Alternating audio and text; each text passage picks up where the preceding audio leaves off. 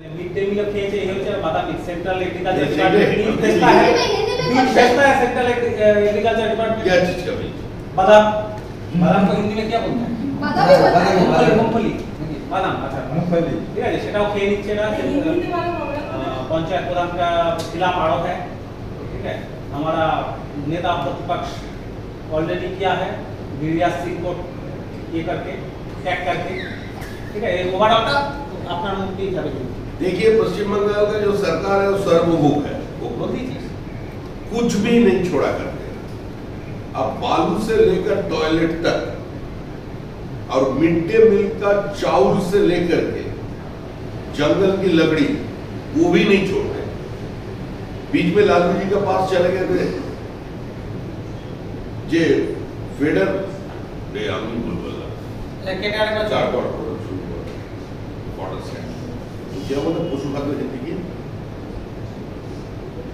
मवेशी मवेशी हां मवेशी की मवेशी मवेशी ठीक है ठीक है एकदम एकदम ठीक बोल रहे थे ये चीज हां देखिए पश्चिम बंगाल का जो तृणमूल सरकार है वो सर्वभूख सरकार है, वो कुछ भी नहीं छोड़ रहे। मिड डे मील की चावल से लेकर के कोयला तक, खदान की पत्थर से लेकर के बालू तक वो सब खाकर हजम कर वो जनता की टॉयलेट भी खा गया।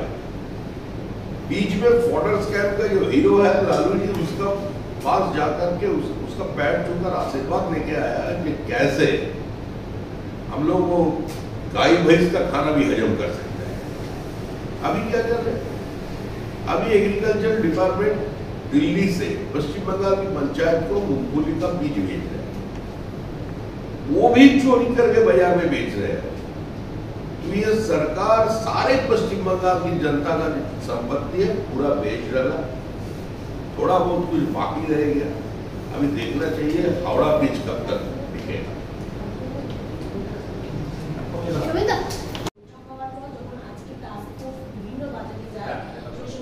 সবজি বিক্রেতারা বলছেন যে দাম কমছে, সবজির দাম কমছে, তাহলে এতদিন কেন কোন ব্যবস্থা নেওয়া হলো না বা কোনো নজরদারি চালানো হলো না? সবজি তো এখন পশ্চিমবঙ্গে চাষ হচ্ছে নরেন্দ্র মোদীর বাগানে, সেই জন্য আলু ও বেগুনের দাম আর কি এই জায়গায় পৌঁছেছে। মনে মনে যদি তৃণমূল ট্যাক্স দিতে হয় আর ওই সবজি নিয়ে বসিয়ে তাকে যদি রোজ পয়সা দিতে হয়, তাহলে উৎপাদিত পণ্য যখন একদম ক্রেতার কাছে এসে সরাসরি পৌঁছবে দাম বাড়বে। আর যখন এই পদ্ধতির মধ্যে দিয়ে গোটা ব্যবস্থা যাচ্ছে তখন স্বাভাবিকভাবে যাদের হাতে বিক্রি করবার শেষ পয়েন্টে অধিক ক্ষমতাটা আছে তারাও তাদের মতো করে দাম চড়াবে। আর সরকার সম্পূর্ণভাবে বিষয়টি উদাসীন। সরকার এর উদাসীনতার কারণে এবং সরকারের বদান্যতা দিয়ে এই জায়গায় পৌঁছেছে, কারণ এগুলো আটকাতে গেলে সরকার থাকবে না। আচ্ছা কেটে অনুপ কেটে বলছি ওই বাদাম কি বাগদারে সেরকম তো কমিশনের মতো করে চাইছে। আমরা পুরো বিষয়টা দেখছি, ভোট শেষ হওয়ার পরে আমরা যা করার করছি দর্শক বুথের ভেতরে রায়গঞ্জের সঙ্গে রায়গঞ্জ কৃষ্ণপুরের একজন আত্মীয়, তিনি একদম ভোটারদের নিয়ে ভেতরে আওয়াজ তার বিচরণ বুথের ভেতরে কেন্দ্রীয় বাহিনী সেখানে রয়েছে। কেন্দ্রীয় বাহিনী কি করছে? কেন্দ্রীয় বাহিনী বুথের ভেতরে থাকে না বুথের বাইরে থাকে। কেন্দ্রীয় বাহিনী যেদিন পশ্চিমবঙ্গের বুথের ভেতরে ঢুকতে পারবে সেদিন পুরো পশ্চিমবঙ্গের রাজনীতির মানচিত্রটাই বদলে যাবে। কোন গণতান্ত্রিক সভ্য সমাজে সেটা কাম্য নয় যে ভেতরেও কেন্দ্রীয় বাহিনী রাখতে হবে। কিন্তু পশ্চিমবঙ্গের যে পরিস্থিতি, পশ্চিমবঙ্গে যেভাবে ভোট হচ্ছে, তাহলে আমরা আবেদন করবো পরের বার থেকে যে কেন্দ্রীয় বাহিনীকে ভেতরে রেখেই নির্বাচন করতে হবে। কারণ 2025 বা 2026 পর্যন্ত হবে না, তার আগে নির্বাচন হবে। 2025-এর যে নির্বাচন, সেই নির্বাচনকে অবাধ শান্তিপূর্ণ করবার জন্য যাতে পদ্ধতিগত একটা মৌলিক পার্থক্য আনা যায় বিশেষ কয়েকটি রাজ্যে ছিল, এবং তার মধ্যে পশ্চিমবঙ্গের নাম সর্বগুলি থাকবে। কোনো রাজ্যে এই ধরনের ভোট পরবর্তী হিংসা নেই, এভাবে ভোট হয় না। এগুলো থেকে মানুষ মুক্তি চাইছে। আজকে আমাদের দেখলে আমাদেরই দলের অন্ধ্রপ্রদেশের যারা কর্মী আছেন তারা হাসাহাসি করে। তো এই পরিস্থিতির বাইরে আসতে হবে, আমরা সেই চেষ্টা করব। 2025 কি বিধানসভা নির্বাচন? 2025 আপনি সেই সময় পঞ্চায়েত নির্বাচন চাইছেন? এই সরকার 26 পর্যন্ত যাবে। আচ্ছা ঠিক আছে, অরূপ কাঠ পেপারে হচ্ছে ক্যান্ডিডেটকে খুশি মারা সংবাদ মাধ্যমে গাড়ি ভাঙচুর করে। ক্যান্ডিডেট গাড়ি পৌঁছে ক্যান্ডিডেটকেও অ্যাসল্ট করা মারা খুশি মারা। দেখুন, তৃণমূল কংগ্রেস কোনো রাজনৈতিক দল নয়, সমস্ত দুষ্কৃতীরা এক হয়ে গিয়ে একটা দল তৈরি করে ফেলেছে, আর পুলিশ তার সঙ্গে মিলে মিশে গেছে, ফলে তারা সম্পূর্ণভাবে ভয়মুক্ত। তৃণমূল কংগ্রেস লোকসভা নির্বাচনে বিভিন্ন লোকসভা কেন্দ্রে বিজেপি প্রার্থীদের গাড়ির সামনে শুয়ে পড়ে গাড়ি আটকেছে, তাদের গাড়ি ভাঙচুর করেছে, প্রার্থীকে আটকে রেখেছে, সংবাদ মাধ্যমের উপরে আক্রমণ করেছে। এই পঞ্চায়েত নির্বাচনে সেই ধারাবাহিকতা বজায় আছে। প্রার্থীকে আক্রমণ করেছে, প্রার্থীর গাড়ি ভাঙচুর করছে, প্রার্থীকে আঘাত করছে। আমাদের পঞ্চায়েতের প্রধান তার বাড়ি ভাঙচুর হয়েছে, দুরাউন্ড গুলি চলেছে। কোনখানে বাকি আছে? সর্বত্র যেখানেই মানুষ সংঘবদ্ধভাবে তৃণমূলের আক্রমণের প্রতিবাদ করতে যায়, সেখানেই তৃণমূল আক্রমণ করছে। প্রত্যেককে দায়িত্ব দেওয়া আছে, এখানে আমার এই লিড চাই। কমিশন তো আপনি যদি নির্বাচনটা রাজনৈতিক কর্মীদের পরিবর্তে সিভিক ভলেন্টিয়ার, পুলিশ আর সমাজ বিরোধীদের একযোগে দায়িত্ব দিয়ে দেন, তার পরিণতি যেটা হবার সেটাই হচ্ছে। কমিশন অ্যাকশন টেকেন রিপোর্ট চাইলো ডিএম এর কাছে। সেই বাদাম বীজ রাতের অন্ধকারে পঞ্চায়েত অফিস থেকে চুরি হয়ে যাচ্ছে। তৃণমূলের প্রধানের বিরুদ্ধে সেই অভিযোগ করছেন শুভেন্দু অধিকারী এক্স হ্যান্ডেলে। সেই শুভেন্দু বলেই দিয়েছেন, বিরোধী দলনেতা তার কাছে নির্দিষ্ট অভিযোগ আছে, খোঁজ খবর আছে, তিনি পশ্চিমবঙ্গটাকে চেনেন। তিনি নির্দিষ্ট তথ্যের ভিত্তিতে বিরোধী দলনেতা যেটা বলে দিয়েছেন সেটাই শেষ কথা। কোন তথ্যর বাইরে গিয়ে তিনি কোনো কথা বলেন না, তিনি যেটা বলেছেন সঠিক বলেছেন। মানে কেন্দ্রে পাঠানো বাদাম বীজও সাধারণ গরিব মানুষের এই কৃষিজীবীদের এই সামান্য বাদাম বীজও চুরি হচ্ছে পঞ্চায়েত অফিস থেকে। মিড ডে মিলের চাল যদি চুরি করতে পারে, রেশনের ভোজ্য তেল যদি চুরি করতে পারে, যদি একটা পয়েন্ট থেকে ফরেস্ট কোম্পানি দিয়ে 20,000 কোটি টাকা যদি শঙ্করাঢ্য পাঠিয়ে দিতে পারে বিদেশে, তাহলে তারা অন্য কিছু ছাড়বে কেন? এটা একটা সর্বভূক সরকার। খালি পশু খাদ্যটা এখনো বেরোয়নি, ওটা লালুর কাছে গিয়ে আশীর্বাদ নিয়ে এসছে, দেখা যায় ওটাও হবে।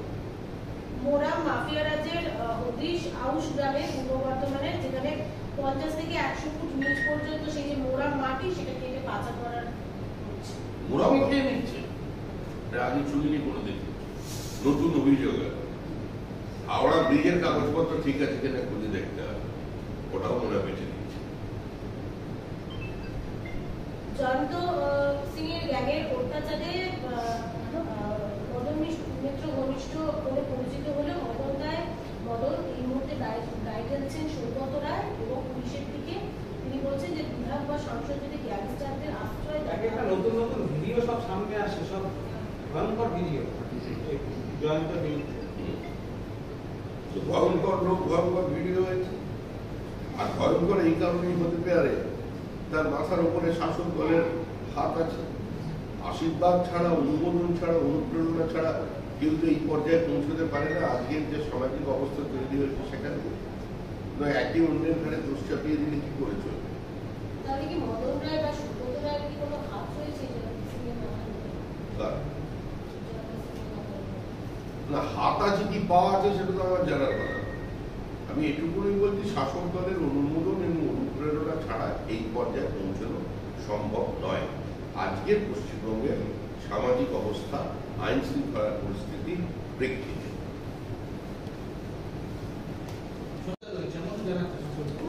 থাকবে না কেন? ওর কোনো করে গ্রহণযোগ্যতা আছে?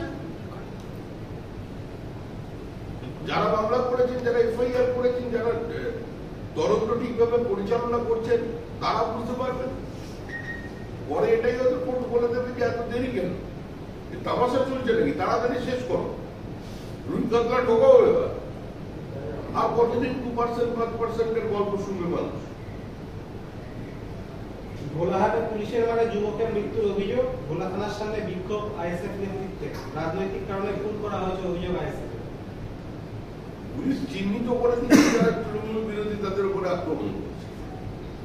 দক্ষিণ কলকাতায় 3 বছর আগে আমাদের একজন কর্মীকে পুলিশ লকআপে পিটিয়ে খুন করা হতো, যে অভিযোগের ভিত্তিতে তাকে গ্রেফতার করা হয়েছে বা যাকে তুলে আনা হয়েছিল সন্দেহের বসে, পরে পুলিশে বললো দূর দূর পর্যন্ত তার কোনো সম্পর্ক নেই, কিন্তু তাদের কি ব্যবস্থা করেছে?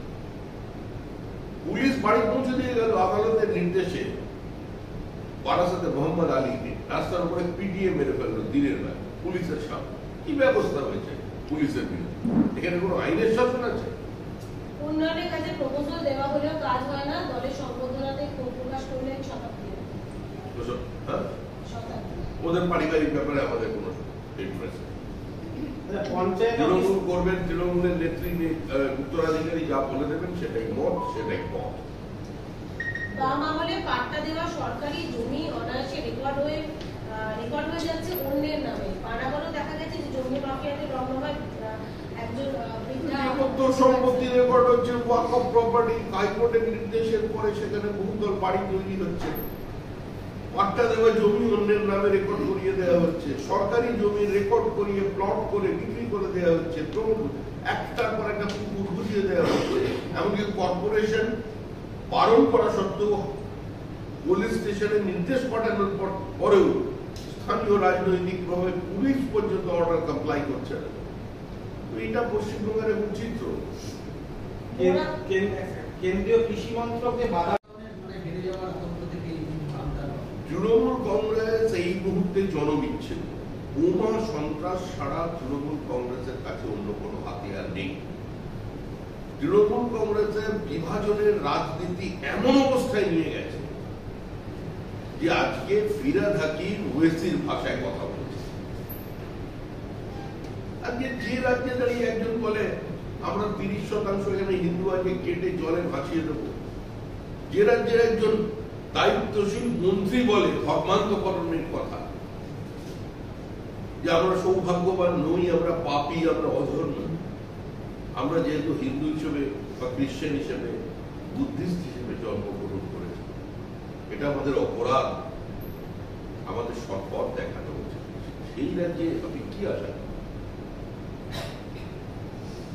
ভোট শেষ, ভোট নেই তো আসে না, একটা কথা সবিতা, সেটা হচ্ছে রাজ্যের আপত্তি সত্ত্বেও সিবিআই তদন্ত, রাজ্যের সাংবিধানিক অধিকারকে খর্ব করা হয়েছে। রাজ্যের এই দাবি নিয়ে মামলা বজায় রাখো সর্বোচ্চ আদালত। 13 আগস্ট থেকে শুনানি হবে। কেন্দ্রীয় সরকারের দাবি ছিল রাজ্যে এই ধরনের দাবি বজায় রেখে শুনানির প্রয়োজন নেই, কিন্তু আজকে শীর্ষ আদালত জাস্টিস গভাই এবং জাস্টিস সঞ্জীব মেহতা জানিয়ে দিলেন পশ্চিমবঙ্গের তরফে করা মামলার যে যুক্তি দেওয়া হয়েছে তার গ্রহণযোগ্যতা রয়েছে, তাই এই মামলার শুনানি শুরু হবে। পশ্চিমবঙ্গের অভিযোগের গ্রহণযোগ্যতা রয়েছে, যে দাবি করেছিল যে সিবিআই অপব্যবহার নেই। সিবিআই মানে এফআইআর দায়ের করতে গেলে পশ্চিমবঙ্গ সরকারকে জানাতে হবে। এরকম একটা বলেনি, যেটা বলে দিয়েছে পরিষ্কার বলে দিয়েছে যে অ্যাডমিসিবল, আমরা শুনবো, আমরা আমাদের ধারাবাহিকতা বজায় রেখে অতীতে যেটা হয়েছে তৃণমূল কংগ্রেসের সঙ্গে ভৎসনা, তিরস্কার, অর্থ ব্যয়, কংগ্রেসি উকিলদের সাহায্য, তারপর পরাজয়, বোকাবাবুর প্রত্যাবর্তন, এটাই হচ্ছে পুরো তৃণমূল কংগ্রেসের ভবিষ্যৎ। যে যুক্তিটা বাগদাদের বিজেপি প্রার্থীর গাড়ি সেখানে ভেঙে দেওয়া হয়, বাগদার পুকুরিয়ায় ইট মেরে বিজেপি প্রার্থীর গাড়ি ভাঙচুরের কথা বলছে। গতকাল নগরে আমাদের বাড়ি কর্মীদের বাড়ি ভাঙচুর হয়েছে, দুরাম গুলি চলেছে, প্রার্থীদের গাড়ি ভাঙবে, প্রার্থীরা গেলে গো ব্যাক স্লোগান দেবে, এটাই তো তৃণমূলের ভোট করার স্টাইল। কেন্দ্রীয় বাহিনীকে বিপদে পরিচালিত করবে, বসে রেখে দিতে না পারলে অন্য কোনো উল্টো রাস্তায় পাঠিয়ে দেবে, মিথ্যা কমপ্লেন করাবে, করিয়ে সেখানে এনগেজ করাবে। যেভাবে পশ্চিমবঙ্গের ভোট সংস্কৃতি তৃণমূল সেভাবে ভোট হচ্ছে, এর মধ্যে নতুন কি আছে? তার মধ্যে মানুষ নেমেছে, এইটুকুনি খালি তৃণমূলের মনে রাখা উচিত যে 27 দিনে 56 জনকে খুন করে আর হাজার হাজার মানুষকে গৃহহীন করে দিয়ে রাজ্য ছাড়া করে যখন বিজেপিকে শেষ করতে পারেনি, বিজেপিকে শেষ করা যাবে, তৃণমূলকে যেতে হবে, আজ না হলে কাল। রানাঘাটে একাধিক ঘটনা ঘটেছে, এজেন্টের বাড়ি ভাঙচুরের ঘটনা ঘটেছে, গুলি চলার ঘটনা ঘটেছে। দেখুন, রানাঘাটে তৃণমূলের পরাজয় অবশ্যম্ভাবী। তৃণমূল মন্ত্রীদের দায়িত্ব নিয়ে দিয়েছে রানাঘাট, বিভিন্ন জায়গায় মানুষকে প্রলোভন দেখানো হচ্ছে, গিয়ে বলে দেওয়া হচ্ছে যে কোনোভাবে কোনো সরকারি সহযোগিতা পাবে না। রেশন বন্ধ, লক্ষ্মীর ভান্ডার বন্ধ, দিকে দিকে এই পরিস্থিতি তৈরি করেছে রানাঘাট। একটার পর একটা মিটিং পুলিশ পারমিশন দেওয়ার পরে সেটা পর্যন্ত বাতিল করেছে। তৃণমূলের মতো করে তৃণমূলী সংস্কৃতিতে চেষ্টা করছে। আমরা মানুষের সঙ্গে আছি। রানাঘাট কেন্দ্রের মানুষ গত লোকসভা নির্বাচনে ওখানে 37,000 ভোটে আমরা লিড দিয়েছি। ধারাবাহিকভাবে সেখানে বিজেপি আছে। প্রতীক জেতেন, প্রার্থী দ্বার জেতেন, এবং প্রার্থী বিশ্বাসঘাতকতা করে চলে গেছে। তার জবাব রানাঘাট মানুষ।